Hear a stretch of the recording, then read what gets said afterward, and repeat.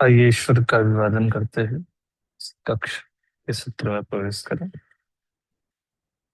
योऽन्तः प्रविश्य मम वाचमिमां प्रसुप्तां सञ्जीवयत्यखिलशक्तिधरस्वधाम्नां अन्यांश्च हस्तचरणश्रवणत्वगादीन् प्राणान् नमो भगवते पुरुषाय तुभ्यम्। ॐ सहनाववतु सह नौ भुनक्तु सह वीर्यं करवावहै तेजस्विनावधीतमस्तु मा विद्विषावहै।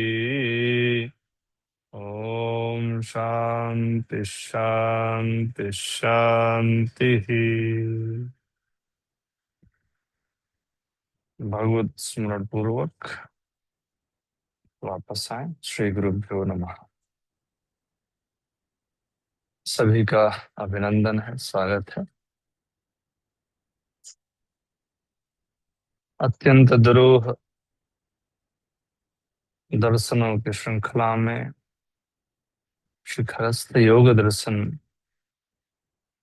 के इस बड़े ही अलौकिक विभिन्न सोपानों को आत्मसात करते हम लोग चिंतन कर रहे हैं। साधनों की वैशिष्टता पूर्ण उस स्वरूप को समझने के लिए साधन पाद के मध्य में जहाँ महर्षि पतंजलि मध्यम और मंद दोनों का सामंजस्य स्थापित करते हुए मध्यम स्तरीय साधकों के लिए क्रिया योग और मंद स्तरीय साधकों के लिए अष्टांग योग का प्रणयन करते हैं। साधनों की बड़ी सुंदर रीति से विवेचन करता हुआ यह साधन पाद वास्तव में हम सभी को योग के उस साधना के पथ में जो आवश्यक चीजें हैं, जो नितांत आवश्यक हैं हम सभी के लिए, ऐसे अद्भुत सोपान का यहाँ पर सृजन करते हुए व्याख्यायित करते हैं। सीधे विषय पर चलते हैं। भूमिका के क्रम में हम लोगों ने अष्टांग योग का भूमिका को समझा था। 27वें सूत्र में 7 प्रकार की वहां प्रांत सप्तधा प्रांत भूमि ही समाधि के सोपान को समझाने के लिए, विवेक ख्याति के उस अद्भुत स्तर को समझाने के लिए ऋषि ने 7 अवतरणिकाएं बताई। तदनंतर हम लोगों ने अष्टांग योग की भूमिका के विषय में हल्का सा स्पर्श किया था। आज पूरे विश्व में जो योग का परचम है, जो योग का नाम है, जो योग की व्याख्या है, वो इसी योग को लेकर के है। अमेरिका, फ्रांस, जर्मनी, चाइना, जहां भी आप देख रहे हैं बड़े बड़े संस्थानों में लोग रिसर्च कर रहे हैं। वैज्ञानिकों की वह अंतर्दृष्टि जब योग के फलभूत स्वरूप को देख करके आश्चर्यचकित होती है, तो वो और खंगालते हुए इस विधा में वो डीप जा रहे हैं। हम लोग उतना खंगाल नहीं रहे हैं। हम लोग बाहर बाहर ही कुछ आयामों को करे कराए, बस इतना ही है। बट वास्तव में शोध आप देखेंगे तो बड़ी मात्रा में विदेशों में भी चल रहा है, अपने देश में भी है। ऐसा जैसे अनुपम संस्थान इस विधा पर शोध कार्य लेकर के बड़ा सुंदर कार्य कर रहे हैं। तो ऐसा योग जो पूरे विश्व में ख्यापित है, अष्टांग योग, उस अष्टांग योग के विषय में आज हम लोग पढ़ने जा रहे हैं। महर्षि पतंजलि का चिंतन क्या है, क्या सोच करके उन्होंने अष्टांग योग बनाया। एक 8 सीढ़ियों वाला, एक 8 साधनों वाला सोपान, उन्होंने सृजित क्यों किया, उसके पीछे उनका लक्ष्य क्या था, इसको हम लोग थोड़ा सा समझेंगे। बहुत सारे योग हैं, अन्य योगों से सिद्धता हो जाती, अष्टांग योग क्यों नितांत जरूरी था। तो भूमिका में उस दिन हम लोगों ने 28वें सूत्र में पढ़ा था, योगांगानुष्ठानात् अशुद्धि क्षय ज्ञान दीप्तिरा विवेक ख्याते है। इस सूत्र का कोई अर्थ बोल सकता है आप में से, जैसा हमने उस दिन बताया था? हैंड रेज करिए, किन्हीं को आ रहा हो तो, गलत सही कुछ भी हो।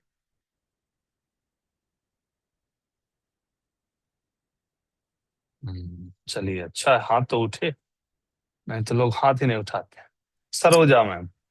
जी सर, इसमें बताया गया है कि योग के जो 8 अंग है, यम, नियम, आसन, प्राणायाम, प्रत्याहार, धारणा, ध्यान, समाधि, इनका प्रैक्टिस करने से अपने को विवेक विवेक ख्याति मिलती है, जिससे प्रसिद्धि बढ़ती है या फिर ज्ञान का प्रकाश होता है। ऐसा अर्थ हमने नहीं बताया, चलिए कोई नहीं, और लोगों से सुनते हैं। प्राची मैम। सर, योग के 8 अंगों का अनुष्ठान करने से अंतःकरण में शुद्धियां जो है, अशुद्धियां नष्ट होती हैं और ज्ञान का प्रकाश उदय होता है, और इससे आत्मज्ञान उदय होता है। ये 8 अंग यम, नियम, आसन, प्राणायाम, प्रत्याहार, धारणा, ध्यान और समाधि बताए गए। थोड़ा बहुत आपने पकड़ा है, बट पूरी बातें नहीं आई। उषा मैम।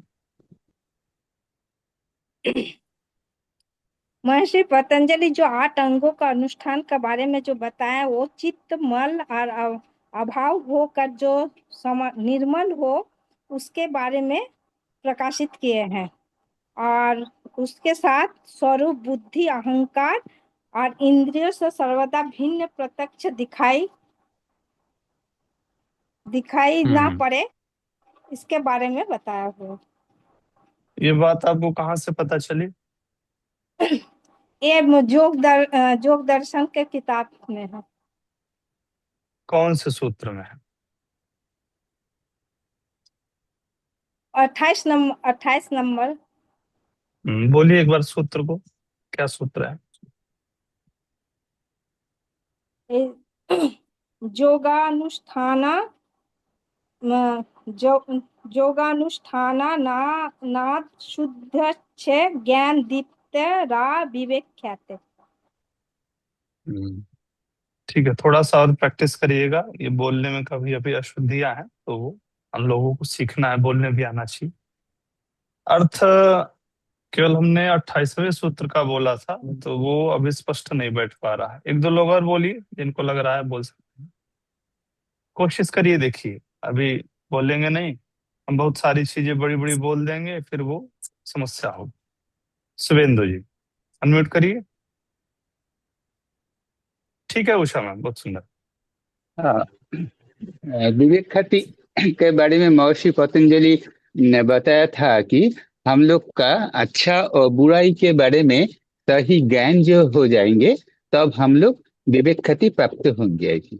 और विवेक ख्याति प्राप्त होने के बाद हम लोग, महर्षि पतंजलि बोला, उससे अष्टांग योग के ओर मैं हम लोग जा पाऊंगा। इसलिए मैं महर्षि पतंजलि अष्टांग योग के बारे में जो बताया, इसलिए जम, नियम, आसन, प्राणायाम, प्रत्याहार और बहिरंग योग से पहले उतरना पड़ेगा। उसके बाद बहिरंग योग अच्छे से करने से हम लोग अंतरंग योग में पदार्पण करने के लिए योग्यता अर्जन करेंगे। तब जब नियम, आसन, प्रत्याहार, धारणा, ध्यान, समाधि के ओर मैं हम लोग जा पाऊंगा। और उसके बाद बहिरंग और अंतरंग दोनों योग से हम लोग को सही ज्ञान और समाधि प्राप्त होंगे। प्रश्न मेरा क्या था शुभेंदु जी? हाँ, जो विवेक ख्याति के बारे में। नहीं, आप फिर विवेक, प्रश्न सही से नहीं। ठीक है, कोई नहीं। और कोई?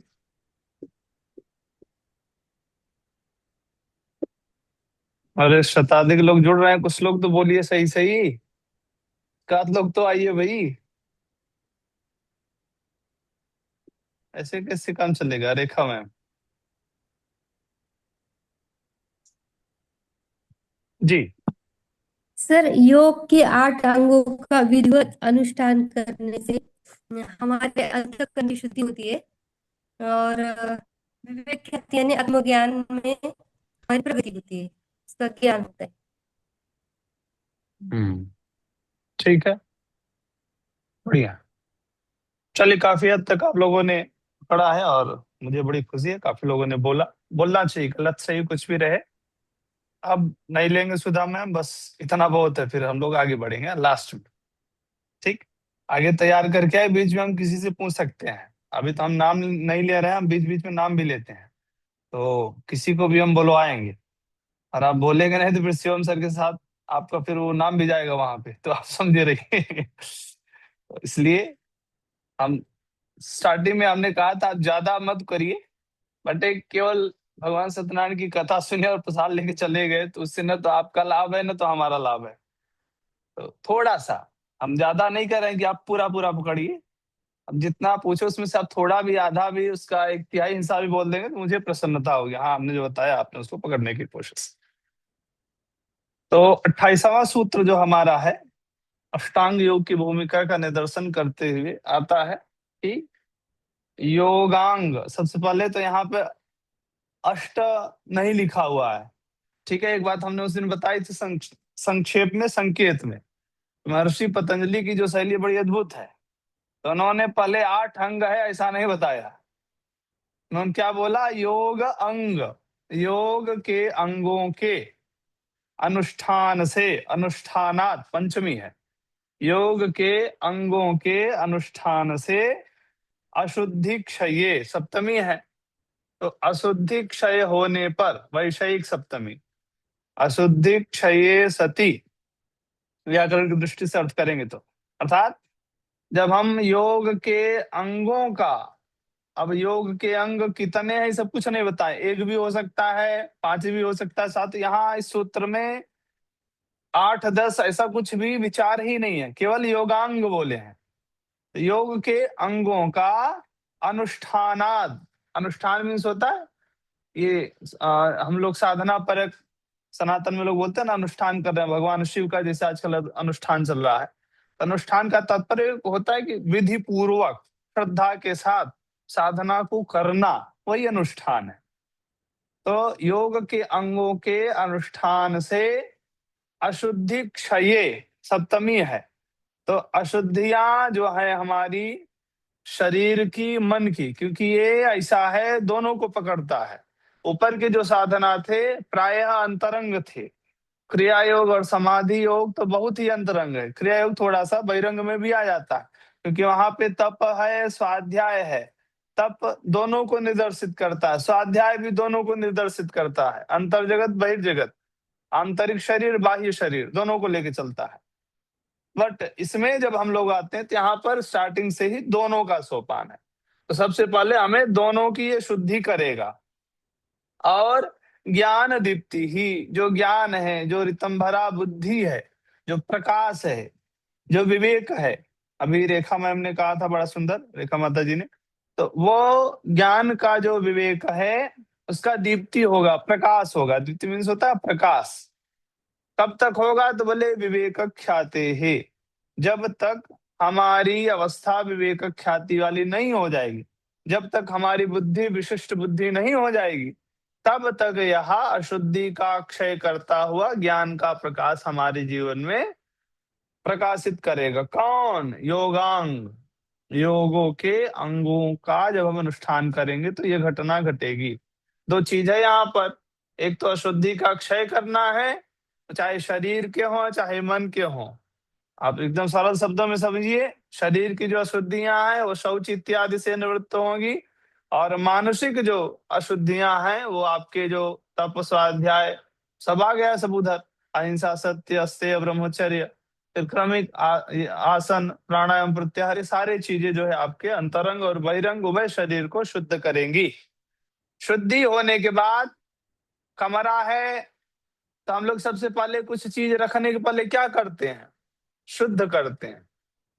वहां जो गंदगी है झाड़ू लगा करके, माताएं आप देखिए दीपावली वगैरह होता है तो बहुत सारे ऐसे रूम होते हैं जिसमें हम लोग कभी जाते ही नहीं है, तो उस दिन माताएं पूरा खोल करके और सबसे पहले झाड़ू लगाएंगी। अब आप समझिए दीपावली का दिन है और दीपक जलाना है सब घर में।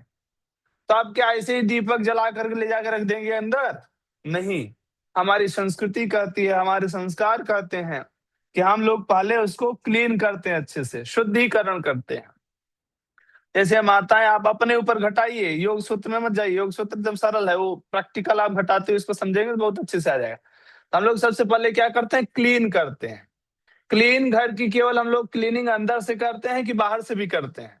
तो आप लोग बोलेंगे नहीं, दोनों जगह करते हैं। अंदर भी लिपाई पुताई करते हैं और बाहर भी जो भी जाला है, पेंटिंग कहीं कुछ है गड़बड़, तो हम लोग पूरा साफ करते हैं। होता है कि नहीं? तो सेम समझिए आपका अब दीपावली रूप योगांग आ गया है। ये योगांग को आप समझिए दीपावली है। ये जैसे दीपावली आई तो हम लोगों ने सबसे पहले अशुद्धि क्षय, जो अशुद्धियां, जो गंदगियां हैं, घर के अंदर की गंदगियां, घर के बाहर की गंदगियां, उसको हमने क्षय किया। क्षय कैसे करेंगे? क्लीन करेंगे, सफाई करेंगे, मेहनत करेंगे। और ये दीपावली, इसका मतलब क्या हुआ? दीपावली आते ही हम लोग यहाँ सफाई हो जाती है। गांव, पुराने गांव में आप जाइए तो 5-7 दिन माताएं जो है बड़ी मेहनत करके, कोई कहने नहीं आता, उसका कोई निमंत्रण नहीं आता है, सब अपने अपने घर पे, कई बार माताएं एक दूसरे के यहाँ भी सपोर्ट करके उसको क्लीन करती हैं। तो योगांग रूपी दीपावली आने पर इसका जब हम लोग अनुष्ठान करने जाते हैं तो हमारे घर के अंदर और बाहर की हम सफाई करते हैं। अब वो जब अशुद्धियां क्षय हो जाती हैं, अशुद्धि क्षय मतलब जो गंदगी है, जो कचड़ा है अंदर का, जो जाला माला मकड़ा है, सब हम बाहर हटा दिए। उसके बाद ज्ञान दीप्ति ही, फिर जो है आप देखिए माताएं सायं का समय होता, सुंदर सुंदर दीपक सजा करके उसमें प्रकाश डाल करके ला करके रखती हैं। तो क्या होता है? ज्ञान दीप्ति ही होती है, प्रकाश होता है। ज्ञान, वो जो प्रकाश हो रहा है उसको समझिए आप ज्ञान का प्रकाश। उस प्रकाश से अब ये प्रकाश कब तक रहेगा? कहे विवेक ख्याते है, जब तक अगला सूर्य नहीं निकलेगा। होता है कि नहीं? दीपावली के दिन जब तक अगला सुबह का सूर्य नहीं आएगा, तब तक पहले रात के समय माताएं बड़ा दीपक में जला के रख देती, पूरा रात भर जलता था। तो ऐसे ही योगांग के अनुष्ठान से हमारे शरीर के अंदर, हमारे शरीर के बाहर की जो अशुद्धियां, इनका क्षय होगा। क्षय होने के बाद हृदय में, अंतःकरण में एक ज्ञान का प्रकाश होगा। और यह ज्ञान का प्रकाश तब तक आपके साथ रहेगा जब तक सुपर वाला प्रकाश नहीं खुल जाता है। जब तक हमारे आत्म प्रकाश की प्रकाशिता हमारे जीवन में नहीं आएगी, तब तक यह दीपक, यह ज्ञान का प्रकाश जो आपको योग के अंगों के अनुष्ठान से प्राप्त हुआ, यह प्रकाशित होता रहेगा। ये इसका भावार्थ है सूत्र का।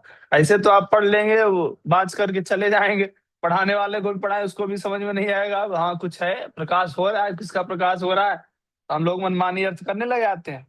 तो मनमानी भी अर्थ करना है, पर थोड़ा बहुत शास्त्र को देखिए। ठीक है, अब हम लोग आते हैं, कई लोगों ने प्रश्न पूछा कितने अंग हैं? कुछ चतुर होते हैं, कुछ लोग बड़े चालाक होते हैं। किसी से बोलिए भाई काम करना है, कंपनी में आएंगे तब थोड़ा बस काम करना है, बताएगा नहीं कितना काम करना है। तो कोई कोई बड़ा चालाक होता है, फंसने के बाद उसका अनुभव रहेगा तो पहले पूछ लेगा कितना काम करना है, कितने घंटे काम करना है, क्या क्या काम करना है। ऐसे जब महर्षि पतंजलि ने देखा कि लोगों की जिज्ञासा होगी, पूछेंगे जो चतुर लोग हैं कितना योगांग है, कितने हैं, तो अष्टौ अंगानी, लास्ट में जो है आपका 29वां जो सूत्र है, लास्ट का पंक्ति देखिए, अष्टावंगानी है। तो यहाँ पर एचो यवायावा सूत्र से जो है औ को आव हो गया, तो अष्टाव अंगानी अलग अलग करेंगे तो अष्टव अंगानी। अष्ट मीन्स होता है 8, अंगानी मीन्स अंग। किसके? तो पूर्व से ले लेना है, योग के पूर्व सूत्र से निवर्तन करना है। तो योगस्य अष्टौ अंगानी, ऐसा पूरा अर्थ करेंगे हम लोग। योग के 8 अंग हैं। जिज्ञासा हुई कौन कौन? तो नाम गिना, यम, नियम, आसन, प्राणायाम, प्रत्याहार, धारणा, ध्यान, समाधयः। समाधय ये बहुवचन है, समाधि शब्द का ही बहुवचन में बनेगा समाधयः। पूरे ये हो गए आप के 8, अंगुली पे इसको गिन के रखिए। बड़ा आश्चर्य होता है, कई बार लोग अष्टांग योग का नाम सही क्रम से नहीं बता पाते हैं। तो ये कक्षा को पढ़ने के बाद आपके दिमाग में एकदम स्पष्ट होना चाहिए कि हम और कुछ मत बता पाए। ईश्वर प्रणिधान बोले या न बोले, समाधि योग बोले या न बोले, क्रिया योग आपसे कोई नहीं पूछेगा, अष्टांग योग कोई भी पूछ लेगा। तो इसलिए आपको कम से कम अष्टांग योग मुहजवानी एकदम याद होना चाहिए। इसको याद करने का हमने सरल ट्रिक भी बताया था, बस एक एक जोड़ते चले जाइए। यम नियमासन प्राणायाम प्रत्याहार धारणा ध्यान समाधयोष्टावंगानी। थोड़ा सा क्लिष्ट है, ज्यादा क्लिष्ट नहीं है, थोड़ा सा है। तो आप प्रैक्टिस करेंगे 2-4 बार आ जाएगा। इसमें कुछ बताने की आवश्यकता नहीं है। शास्त्रों का नियम होता है सबसे पहले संज्ञाकरणम। शास्त्रों को छोड़िए, समाज में भी हम लोग किसी का परिचय कराते हैं तो सबसे पहले नाम बताते हैं, पहले काम नहीं बताते हैं। पहले नाम बताते हैं, फलाने हैं, इनका ये नाम है, फिर उनके विषय में हम लोग काम बताते हैं, ये करते हैं, ये इनकी विशेषता है। ऐसे ही हमारे शास्त्र किसी बात का जब प्रतिपादन करते हैं, सबसे पहले संज्ञाकरणम, सबसे पहले नाम बताया जाता है, ये इनका नाम है। तो सबसे पहले यहाँ पे अष्टांग योग के 8 अंगों के केवल नाम बताए महर्षि पतंजलि 29वें सूत्र में। अब हम लोग एक एक से थोड़ा सा परिचय करते हैं। 30वां सूत्र आया आपका, यम क्या है भाई?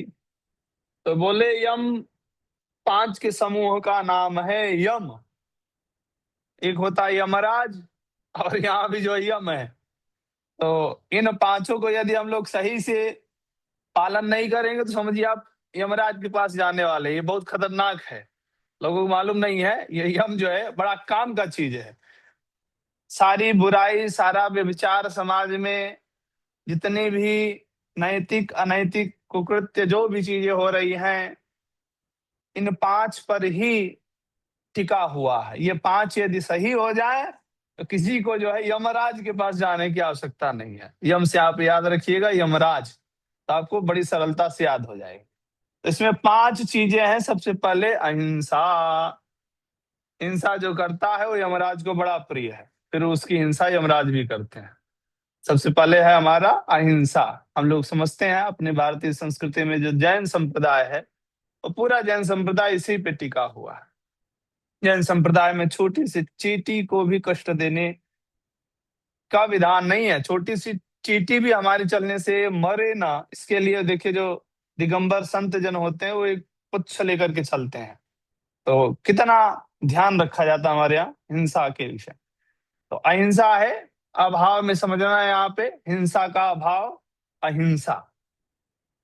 तो मन कर्म और वचन से हम किसी को कष्ट न दें, यही अहिंसा है। अहिंसा का मतलब केवल मुर्गा काटना, बकरा काट रहे हैं जो लोग, कई बार हम लोग सोचते हैं जब मुर्गा काट रहा है, बकरा काट करके जो है मचाया उधम, वही हिंसा कर रहा है, ऐसा नहीं है। बड़े बड़े जिनकी समाज में बड़ी प्रतिष्ठा होती है, बड़े अच्छे माने जाते हैं, वो लोग भी हिंसा करते हैं।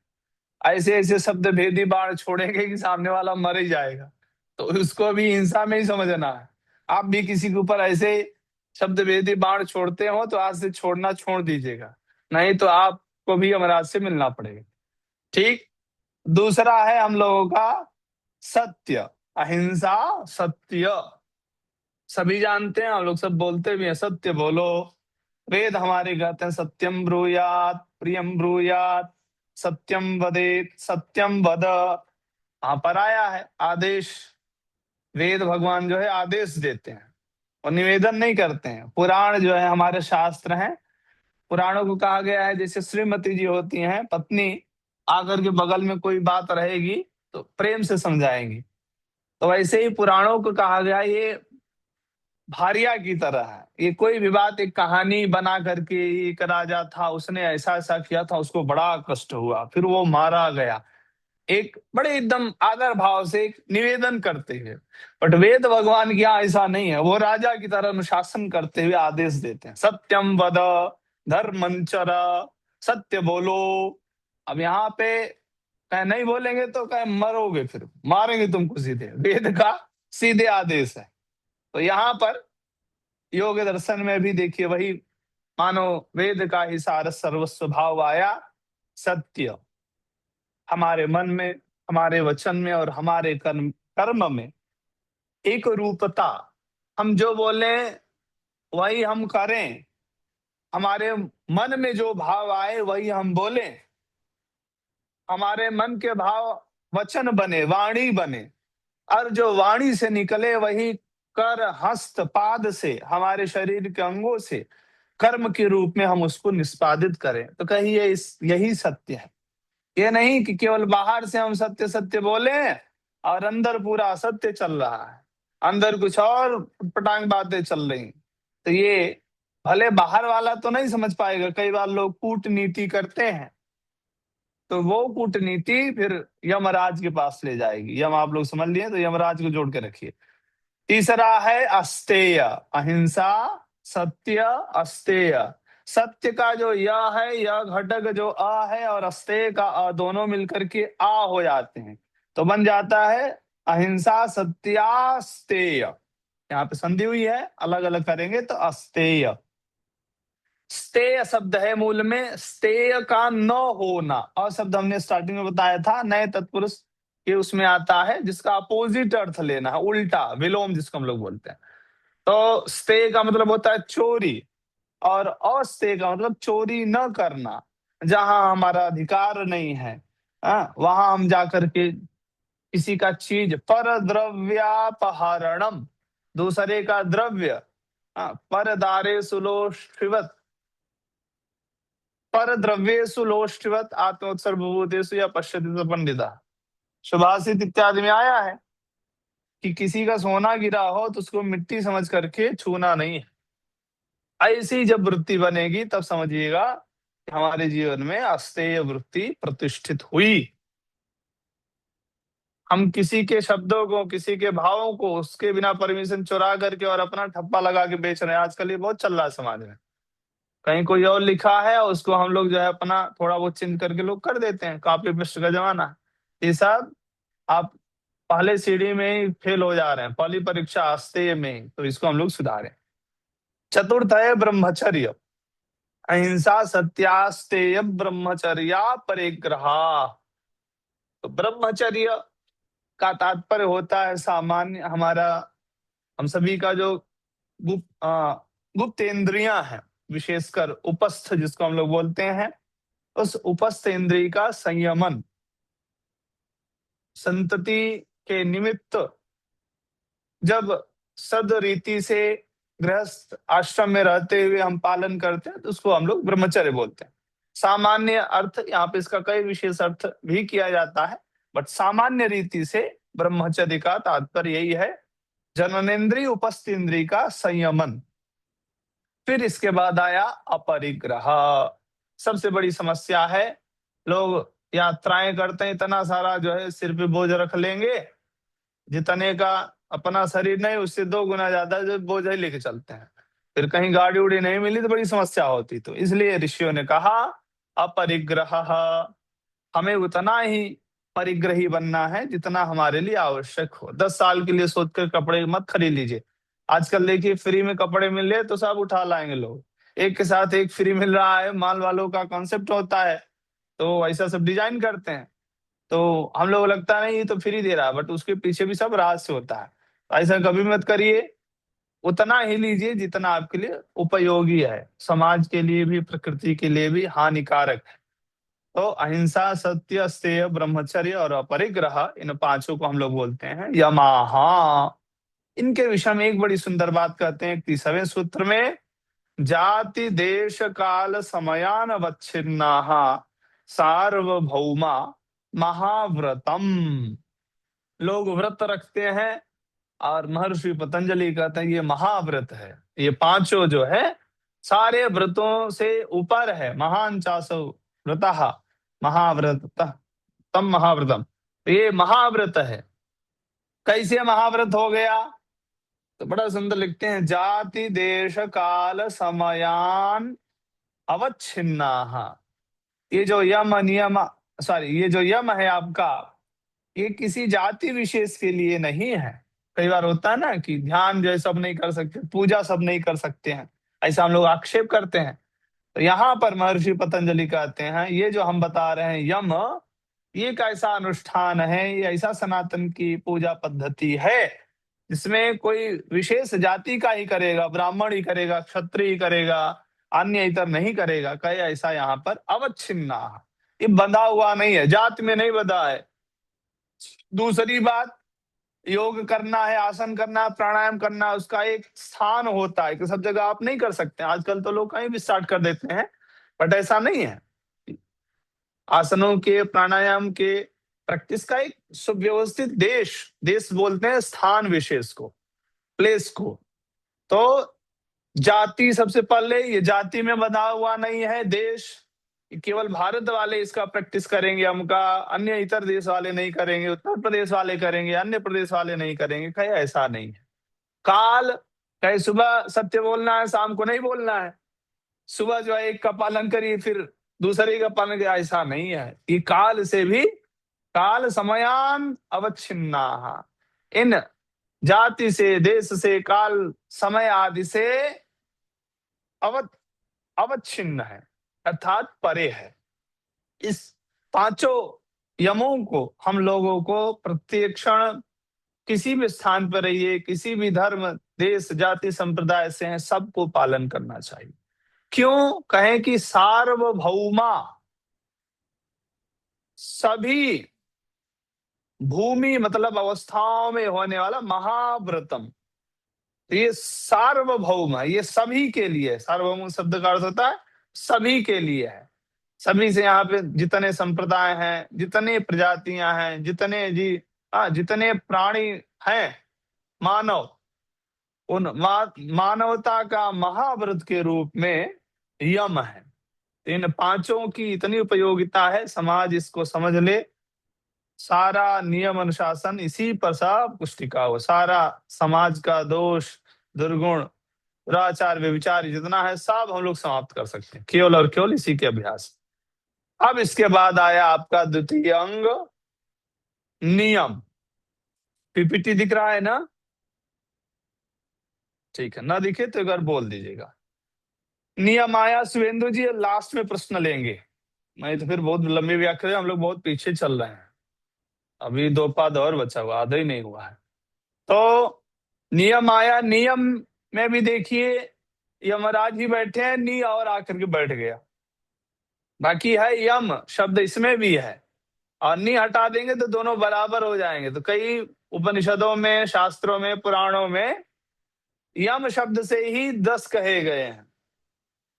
कई जगह यम नियम करके, कई जगह नियम से ही 10 कहे गए हैं, कई 10-10 करके 20 कहे गए हैं। तो ऐसा अलग अलग, बट भावार्थ इन्हीं 10 से सब जुड़े हुए हैं, कहीं ना कहीं इन्हीं से रिलेटेड है, जो सामाजिक और व्यक्तिगत स्तर पर काम करते हैं। जो हम लोगों ने यम पढ़ा, ये सामाजिक स्तर पे है। समाज का सुदृढ़ीकरण करना है, समाज को व्यवस्थित करना है, तो हम सभी को इसको पालन में लाना पड़ेगा। जो नियम है, ये व्यक्तिगत अनुशासन के क्रम में अत्यधिक महत्वपूर्ण वहां पर स्थान निभाता है। तो इसमें कौन कौन है? तो इसमें भी 5 हैं। शौच, संतोष, ये 2 याद रखिएगा। बाकी आपने जो क्रिया योग में पढ़ा है, तपः, स्वाध्यायेश्वर प्रणिधानानि, पूरा वही सूत्र उठा करके यहाँ जोड़ देना है, आपका बन जाएगा नियमाः। नियम है, 3 से ज्यादा है इसलिए बहुवचन में लाएंगे तो नियमाः करके ऐसा बनेगा। शौच, संतोष, तपः, स्वाध्यायेश्वर प्रणिधानानि नियमाः। शौच और संतोष को समझते हैं। शौच बोलते हैं शुद्धिकरण। शौचालय लिखा रहता है ना, तो शौचालय का मतलब होता है शुद्धिकरण। अब ये शुद्धिकरण 2 स्तर से होता है। शौचम तु द्विविधम प्रोक्तम बाह्यम आभ्यंतरमेव च, महाभारत इत्यादि कारों ने लिखा है। शौच हमारा 2 प्रकार का है। एक शौच है जो बाह्य शौच है। बाह्य शौच मतलब शरीर, जो हमारा शरीर है, इस शरीर की शुद्धिकरण हम लोग साबुन से करते हैं, कोई अलग अलग चीजें आजकल आती है, और प्राचीन काल में मिट्टी सबसे सुंदर मानी गई और राख, तो उन दोनों से हम लोग शौच अर्थात शरीर की शुद्धिकरण करते हैं। दूसरा आंतरिक शुद्धि, आंतरिक शुद्धि से तात्पर्य हमारा मन भी शुद्ध हो, मन में कचड़ा मलिनता न हो, चित्त भी शुद्ध हो, अंतःकरण शुद्ध हो। तो ये जब दोनों स्तर हमारा शुद्ध होगा, शोधन हम करेंगे, तो ये हमारा शौच बोलेगा। नेक्स्ट चीज है संतोष, सम्यक तोषः संतोषः। तोष मीन्स होता है तुष्यता, संतुष्ट रहना। तो जो भी हमें हमारे जीवन में प्राप्त है वो पर्याप्त है, ऐसी धारणा करके हमें संतुष्ट रहना सीखना है। लोगों के पास सब कुछ रहता है, फिर भी देखिए सब असंतुष्ट हैं, मर रहे हैं, इतना कष्ट में जी रहे हैं, कुछ कहना नहीं। पूछिए सब कुछ है, फिर भी जो है उनको लगता है कि अभी भी कुछ भी नहीं है। तो संतोष वृत्ति को अपनाएंगे। अभी एक का बड़ा सुंदर लाभ बताएंगे इसके बाद महर्षि पतंजलि।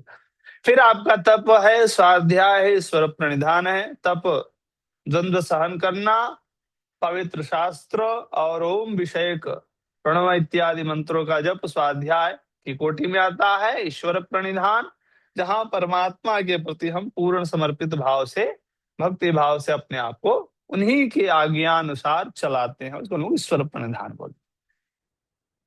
अब एक बड़ी अच्छी बात आती है, आलोक जी शायद स्टार्टिंग में पूछे भी थे एक बार, और कई लोगों का था भाई कोई अच्छा काम करता है तो जो है कष्ट मिलता है। तो यहाँ पे महर्षि पतंजलि ने बड़ा सुंदर इसका उत्तर दिया है। वितर्क बाधने प्रतिपक्ष भावनम। अब उधर देखिए अलग अलग शत्रु बताए गए थे, तो यहाँ भी शत्रु हैं। जब आप यम नियम की साधना आरंभ करेंगे, यहाँ तो लंबी साधना है, फिर लंबी वाले में भी है, ऐसा मत समझिए कि ये नहीं है। बट यहाँ सबसे बड़ी बात यह है कि साधक और बाधक बस सीधे चलेंगे तो साधक है, उल्टे घूम गए तो बाधक हो गए। यहाँ यही स्थिति है। जो 5 यम और नियम पढ़े हैं आप, ये सही भी है और गलत भी है। अहिंसा को उल्टा कर देंगे तो हिंसा हो जाएगी, सत्य को उल्टा कर देंगे तो असत्य हो जाएगा, अस्तेय को उल्टा कर देंगे तो स्तेय हो जाएगा। तो ये पांचों ही जो है बस पांच यम नियम उल्टा कर देंगे तो ये विपरीत अर्थ, और विपरीत अर्थ जो है वितर्क बन जाएगा। विपरीत किए तो ये वितर्क बन जाएगा। वितर्क कभी भी जो है साध्यता नहीं देता है। तो कहे वितर्क बाधने प्रतिपक्ष भावनम। जब भी हमारे जीवन में वितर्क आए, वितर्क इन द सेंस, जैसे आलोक जी ने बोला भाई हम लोग सत्य बोलते हैं फिर भी लोग परेशान करते हैं, कष्ट देते हैं, ऐसा ऐसा घटनाएं होती हैं। महर्षि पतंजलि ने कहा जब ऐसी घटना हो, हम यम नियम का पालन करते समय ऐसी हमारे साथ घटनाएं हो, तो कहे प्रतिपक्ष भावनम, उल्टी भावना करनी है। अब ये प्रतिपक्ष भावना क्या है, बड़ा सुंदर इसके बाद वाले 34वें सूत्र इन्होंने स्पष्ट किया है। तो 33वां सूत्र बस इतना बोलता है कि जब भी यम नियम के पालन में वितर्क आए, अर्थात कोई तर्क वितर्क कुतर्क करे, तुम सत्य बोल रहे हो फिर भी दुखी हो रहे हो, तुम यम नियम का पालन कर रहे हो फिर भी दुखी हो रहे हो, फलाना कुछ भी नहीं कर रहा एकदम मस्त है, उसका बड़ा नाम चल रहा है। तो कहे ऐसी जब कोई बात बोले, ऐसा जब मन में आए भाव, तो कहे प्रतिपक्ष भावना करनी है। प्रतिपक्ष भावना करनी कैसी है, तो इसको 34वें सूत्र ने बड़ा सुंदर महर्षि पतंजलि ने व्याख्यायित किया। बड़े ध्यान से सूत्र पढ़िएगा, थोड़ा बड़ा है। वितर्का हिंसादयः। वितर्क क्या है, तो बोले हिंसा आदयः। हिंसा आदयः, तो स्टार्टिंग में आपका जो यम है अहिंसा, सत्य, अस्तेय, ब्रह्मचर्य, परिग्रह, इन्हीं सभी को उल्टा कर देना। हमने जैसे बोला अहिंसा है तो हिंसा, सत्य है तो असत्य, अस्तेय है तो स्तेय, ब्रह्मचर्य है तो अब्रह्मचर्य, और अपरिग्रह है तो परिग्रह। इधर शौच है अशौच, संतोष असंतोष, तप अतप, स्वाध्याय स्वाध्याय, ईश्वर प्रणिधान अनीश्वर प्रणिधान। तो ऐसा करके हम जो उल्टा कर देंगे तो यही क्या बन जाएगा, कहीं वितर्क बन गए। वितर्क कहीं अलग से नहीं आएंगे। कई बार जो है शत्रु हमारे ही अपने बन जाते हैं, तो कहे यही सब शत्रु बन जाते हैं।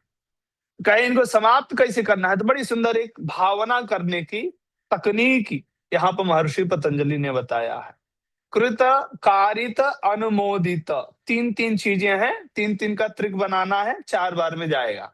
सबसे पहले लिख लीजिए जो कॉपी में लिख रहे हैं, सबसे पहले लिखिए कृत, जिसके आगे लिखिए कारित, फिर उसके बाद में लिखिए अनुमोदित। पहले लिख लेते हैं फिर समझते हैं।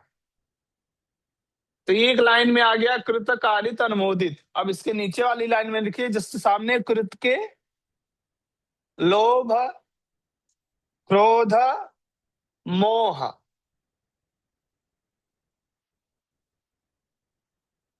लोभ, क्रोध, मोह। फिर उसके नीचे लिखिए मृदु, मध्य, अधिमात्र। एक एक नीचे नीचे नीचे लिखते चले आइए।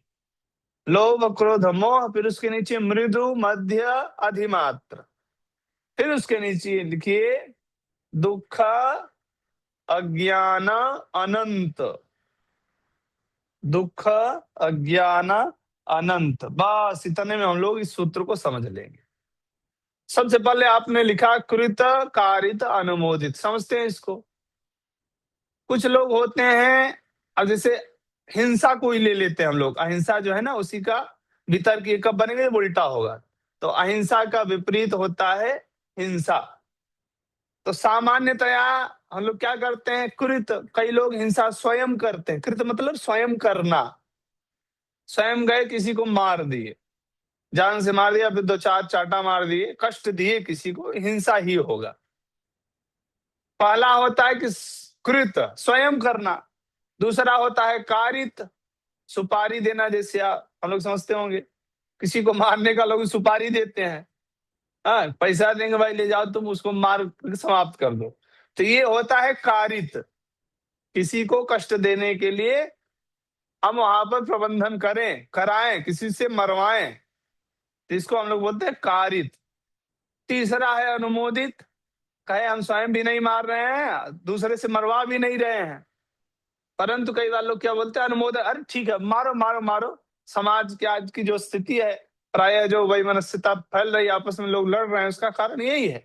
समाज खड़ा होकर कहता है मारो और मारो, अनुमोदन कर रहा है। कोई गलत काम कर रहा है, हिंसा से सब में घटाना है, केवल हिंसा के लिए नहीं है, ये पूरे में घटेगा यम नियम में। तो कोई अनुमोदन किया तो भी उसी कोटि में आएगा।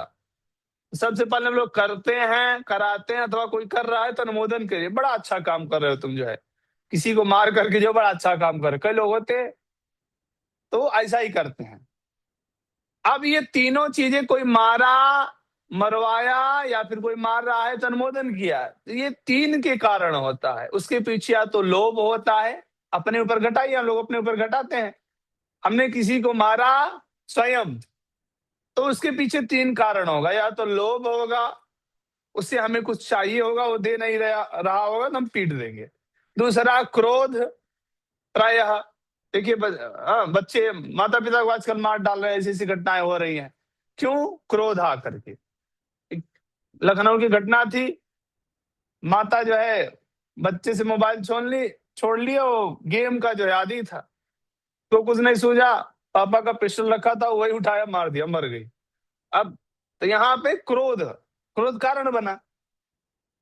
और कहे लोभ भी नहीं है, क्रोध भी नहीं है, तो कई बार मोह हो जाता है, आसक्ति हो जाती है, मुझे ये चीज चाहिए ही, जिद जिसको हम लोग बोलते हैं। तो उसके कारण भी व्यक्ति क्या कर देता है, हिंसा कर देता है, अथवा हिंसा कराता है, अथवा कोई करता रहेगा तो अनुमोदन करेगा। ये तीन के अलावा कोई चौथा कारण हो ही नहीं सकता है। या तो लोभ होगा, या तो क्रोध होगा, अथवा या मोह होगा। अब लोभ, क्रोध और मोह के कारण करे, मारे, किसी से करवाए, किसी से मरवाया, अथवा कोई कर रहा था तो अनुमोदन किया। तो कोई कुछ भी करे तो कहे इसका जो फल होगा, यमराज वाला जो रिजल्ट आएगा, वो भी तीन स्तर पे आएगा। क्या क्या? तो कहे मृदु, मध्य, अधिमात्र।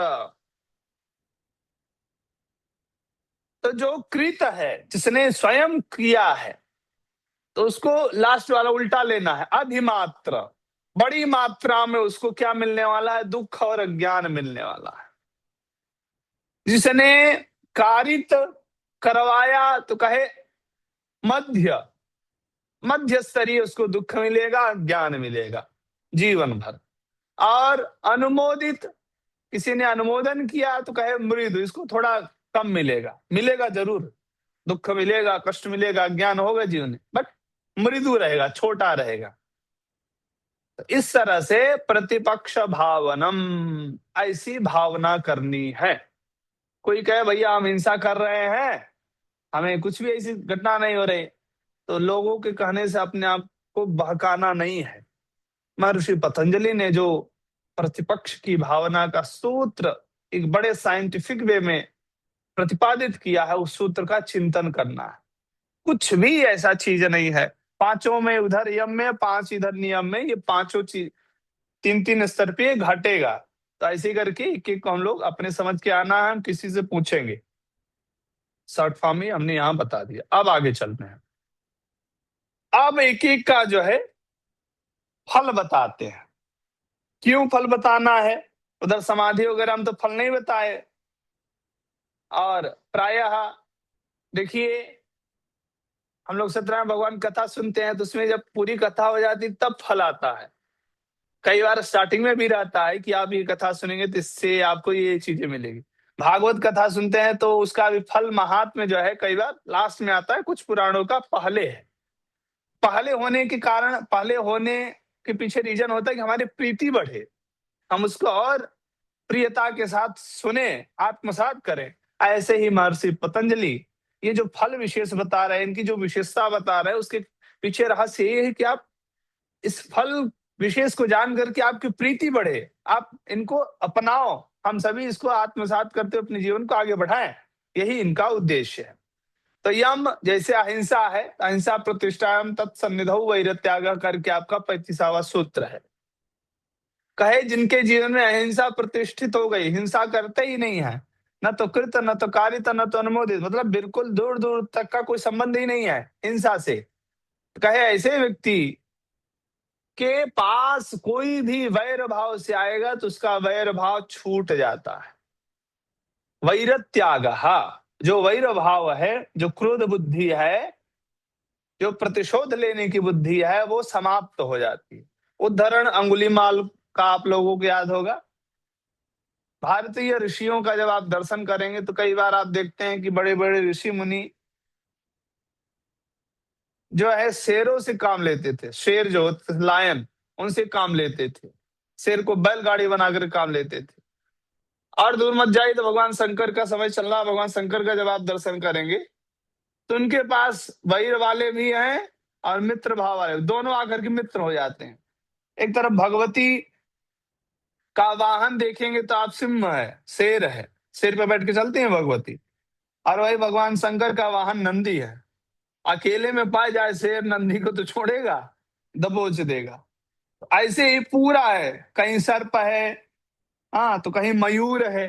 कार्तिकेय जी का देखिए मयूर वाहन, सर्प पूरा गले में भगवान के लटका हुआ है। तो ऐसे ही ये परस्पर एक एक चीजों आप चिंतन करेंगे तो सब एक दूसरे के विरोधी हैं, परंतु जब भगवान शंकर की सामीप्यता पाते हैं तो सब वैर भाव भूल जाते हैं। कारण यही अहिंसा प्रतिष्ठा, अहिंसा प्रतिष्ठान तत्सन्निधौ वैरत्यागः। फिर आया सत्य प्रतिष्ठायाम क्रियाफलाश्रयत्व। आप जब जीवन में मनसा कर्मणा वाचा सत्य का आचरण करने लगेंगे तो आपके वाणी से गलती से भी कुछ निकल जाएगा तो सत्य होगा।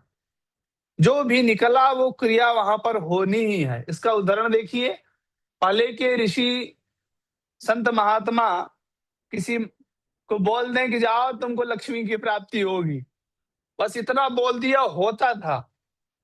उसके पीछे लोगों की श्रद्धा भले होती थी, बट उसका कारण यही योग का यम काम करता था सत्य के रूप में। आपके जीवन में, हमारे जीवन में हम लोगों ने अनुभव किया है, आप भी यदि ऐसा आचरण करेंगे तो अनुभव करेंगे। जो भी वाणी से निकल गया जाने अनजाने में वो होना ही है। तो पहले के लोग जो श्राप देते थे, श्राप देने का अलग से कोई स्टाइल चमत्कार नहीं मिलती थी, और यही सत्यता का ही फल होता था कि ऋषि ने यदि आपको ये बोल दिया जाओ तुम्हारा सर्वनाश हो जाए तो वो हो करके रहेगा। क्यों? क्योंकि उस सत्यता के फलस्वरूप वाणी में इतना तेज आ जाता है कि उस तेज के फलस्वरूप क्रिया को सिद्ध होना ही होता है। तीसरा है अस्तेय। अस्तेय प्रतिष्ठान सर्वरत्नोपस्थानम। अस्तेय जब हमारे जीवन में आ जाती है ऐसी वृत्ति, तो जो भी रत्न है, रत्न कहने से केवल बाहर हीरा मोती जवाहरात कहीं छिपा रहेगा तो आपके सामने खुल जाएगा, वो तो अर्थ है ही है, वो तो इसका अर्थ है ही। बट एक सामान्य हर एक पल में आपको जो है वहां पर विभिन्न खुशी आनंद रूपी रत्नों की प्राप्ति होगी। तो इस तरह से अस्तेय प्रतिष्ठा सर्व रत्नोपस्थानम, जितने भी प्रकार के रत्न हैं, खुशियां देने वाली जो चीजें हैं, वस्तुएं हैं, वो आपको वहां पर प्रगट अप्रगट रूप से प्राप्त होती है। इसका उदाहरण एक समझिए, पहले के समय में लोग स्वप्न में देखते थे कि यहाँ जो है फलाने के यहाँ सोना गड़ा हुआ है, और जाके खनते थे तो निकलता था। उसके पीछे ये लॉजिक होता था, अस्तेय वृत्ति। अब इसके बाद आया आपका ब्रह्मचर्य प्रतिष्ठायाम वीर्य लाभः।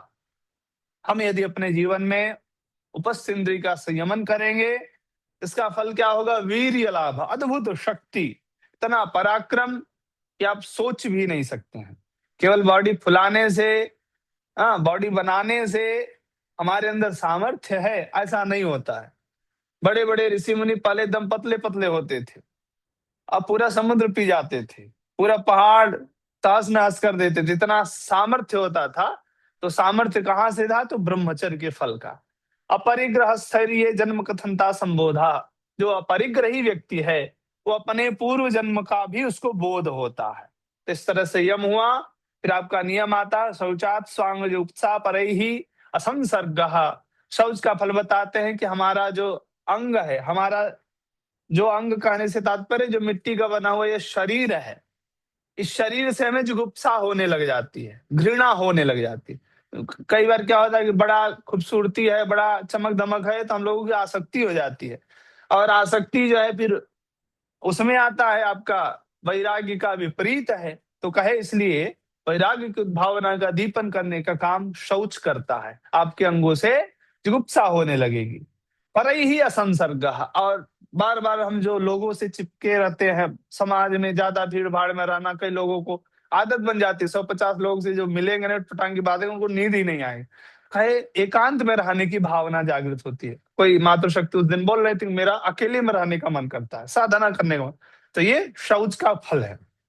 इतना ही नहीं, शौच का और फल बताए। अब ये बाह्य शौच का फल तो ये है, आंतरिक शौच का फल 41वें सूत्र में कहते हैं सत्व शुद्धि सौ मनस्य एकाग्र इंद्रिय जयात्म दर्शन योग्यत्वानि च। ये आंतरिक शुद्धि का फल है, यहाँ पर सूत्र में नहीं लिखा है, बट भावार्थ इसका ऐसा ही करना है।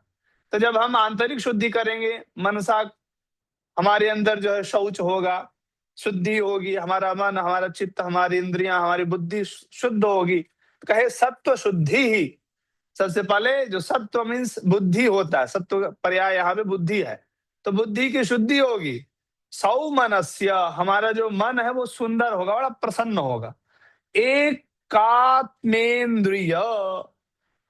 हमारे अंदर एकात्मता जगेगी, हमारी इंद्रियां जो है इंद्रिय जया, इंद्रियों में हमारी विजय होगी। योग्यत्वानि च, एकात्मता, हम एक बिंदु पर अपने आप को केंद्रित करने की योग्यता और इंद्रियों को अपने वश में करने की योग्यता प्राप्त करेंगे आंतरिक शौच के सिद्धता से। संतोषाद उत्तम सुख लाभ, संतोष से उत्तम से बहुत ऊपर का सुख प्राप्त होता। कायेंद्रिय शुद्धि ही अशुद्धि क्षयात तपसः, तपसः तप से अशुद्धि क्षयात, जो अशुद्धियां हैं आंतरिक और बाह्य उनका क्षय होता है। साथ साथ काय इंद्रिय सिद्धि, जो हमारी काया है, शरीर है, और जो इंद्रियां हैं ये सिद्ध होते हैं, परिपक्व होते हैं। स्वाध्याय इष्ट देवता संप्रयोग, स्वाध्याय रूपी नियम का पालन करने से हमारे जो आराध्य देवता होते हैं उनका साक्षात्कार होता है। समाधि सिद्धि ईश्वर प्रणिधानात्, और ईश्वर प्रणिधान से हमें समाधि की सिद्धि का लाभ होता है। तो इस तरह से 45 सूत्र पर्यंत यम और नियम के ये फल विशेष का महत्व हम लोग देखे। आज इतना ही, बाकी आगे। अब प्रश्न की बात है, 1 मिनट। जी नमस्कार। हेलो, अच्छा 1 मिनट मैं चेक कर रहा हूँ, क्लास में था, मैं चेक कर रहा हूँ जी।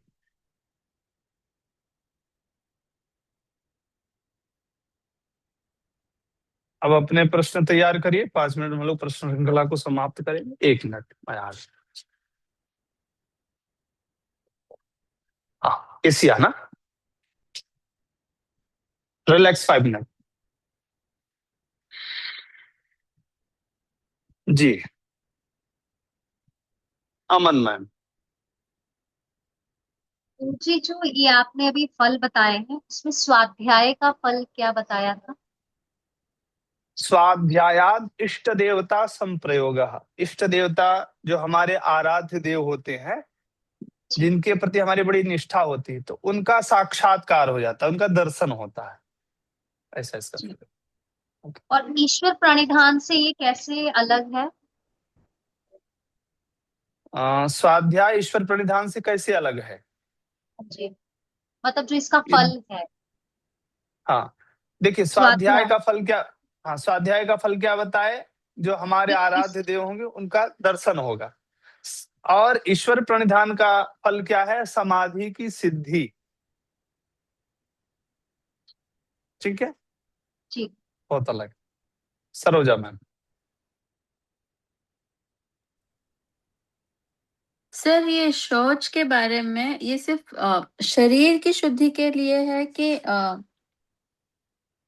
किस, आई मीन, नहीं, आंतरिक शुद्धि का क्या, मुझे नहीं समझ में आया बराबर से।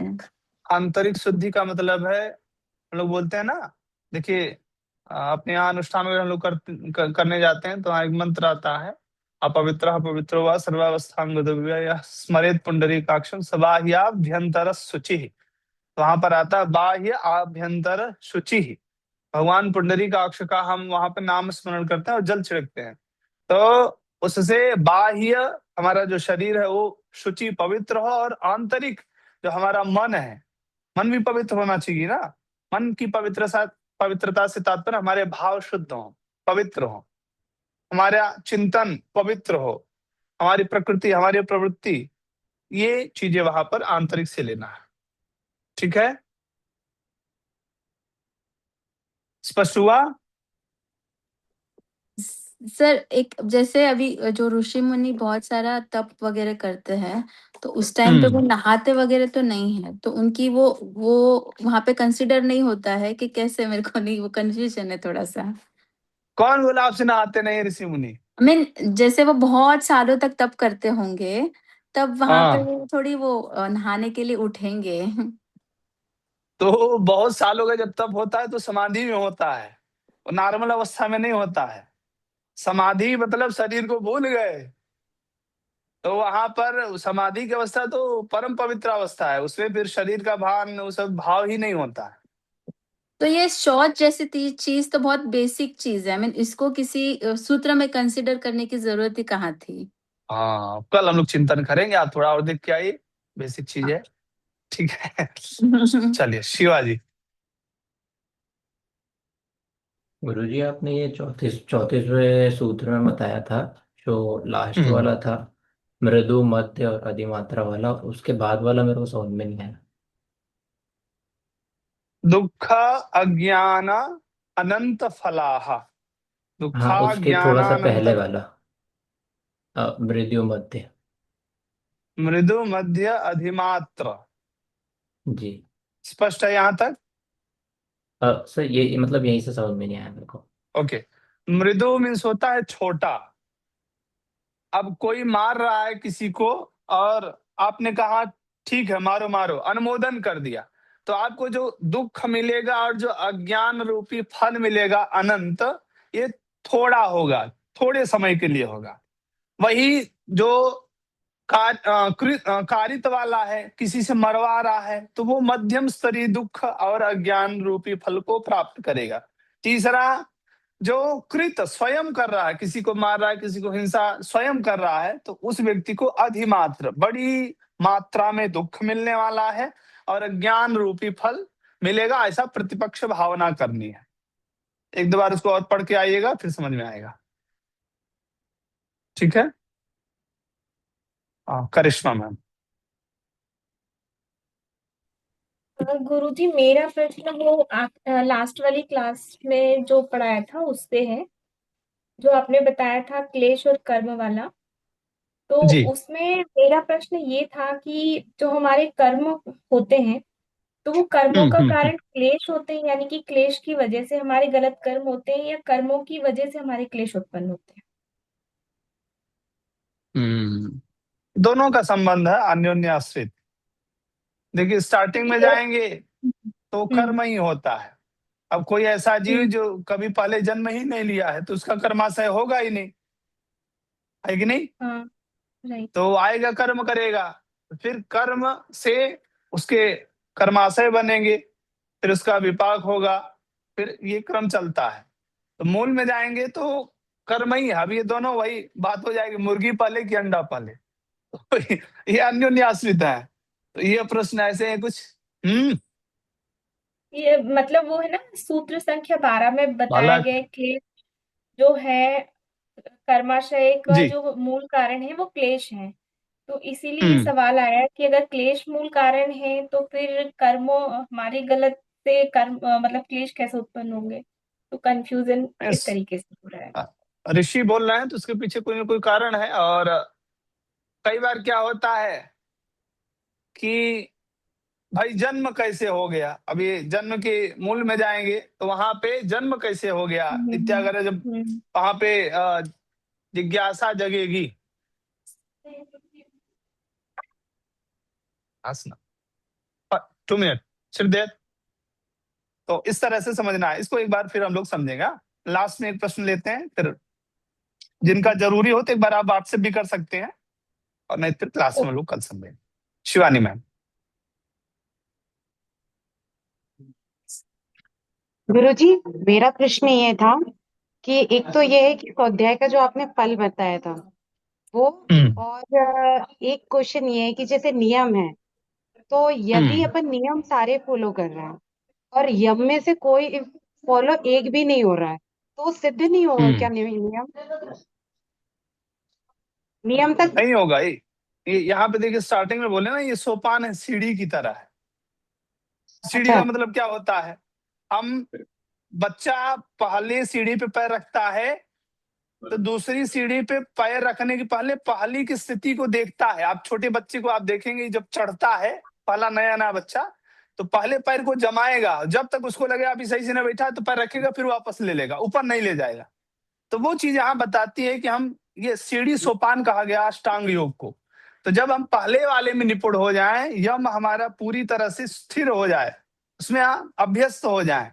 अब ऐसा नहीं कि पहले में अभ्यस्त हो जाए तभी दूसरे का, ऐसा नहीं, क्योंकि ये जुड़े हुए हैं और इनको हम आत्मसात करेंगे तो आ जाएंगे दोनों एक साथ। तो ऐसा करके यम फिर नियम, एक एक सोपान है। छलांग नहीं मारनी, आजकल लोग छलांग बहुत ज्यादा मार रहे हैं, जंपिंग, ठीक है ना? जी जी यम जी। नियम से कोई लेना देना, सीधे आसन पे आए, आसन से प्राणायाम, फिर सीधे हमारे समाधि ध्यान, तो वो कुछ भी नहीं मिलता है, वो समस्या और बढ़ जाती है। कई बड़े बड़े योगियों को हमने देखा है। तो वहां पर ऐसा तात्पर्य लेना है, हाँ, जैसे ठीक आपने है। एक एग्जाम्पल इसलिए ये क्वेश्चन आया कि जैसे अहिंसा को लेकर बोला था, तो चींटी का जैसे हम्म एग्जाम्पल दिया, तो चींटी हम्म तो अनजाने में वो तो मर ही जाती है, पर नॉर्मल जैसे मच्छर हुआ या आजकल ऐसा ज्यादा होता है, तो अनजाने जी में तो जी जी।